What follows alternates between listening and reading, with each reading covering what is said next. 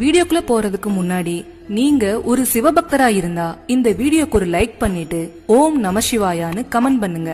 அதே மாதிரி நம்ம சேனலையும் மறக்காம சப்ஸ்கிரைப் பண்ணிக்கோங்க. ரெண்டு பேருக்கும் இடையில கடுமையான வாக்குவாதம் நடந்துட்டு இருந்த சமயம் அவங்களுக்கு எதிரில பிரம்மாண்டமான ஒளி வீசும் லிங்க வடிவம் ஒண்ணு தோன்றுது. அக்னி சொரூபமா இருந்த அந்த ஜோதி வடிவத்துல இந்த அண்டத்துக்கே பரம்பொருளா இருக்கக்கூடிய மகா சக்தியை உணர்ற திருமாலும் பிரம்மாவும் தங்களை அறியாமலே கைகூப்பி வணங்குறாங்க. அவங்க ரெண்டு பேரையும் விட அதிக சக்தி படைச்ச மிக பெரிய சக்தி தான் நம்ம முன்ன தோன்றிருக்குங்கிறத அவங்க உணர்ந்துடுறாங்க.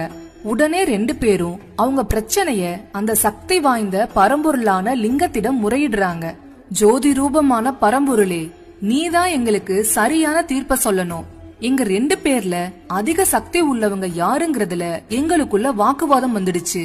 நீதான் எங்களுக்கு சரியான தீர்ப்ப சொல்லணும்னு அந்த ஜோதிலிங்கத்துக்கிட்ட வேண்டுகோள் வைக்கிறாங்க. நடப்பது நாடகம்னா நடத்துவதே அந்த ஈசன் தானே. அவரே அவங்களுக்கு ஒரு போட்டியே வைக்கிறாரு. என்னோட அடிமுடிய தேடி நீங்க போங்க.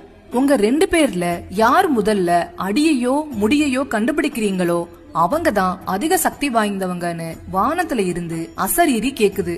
அசரீரி சொன்ன அடுத்த நொடியே பிரம்மாவும் திருமாலும் அடிமுடி தேட உடனே கிளம்பிடுறாங்க.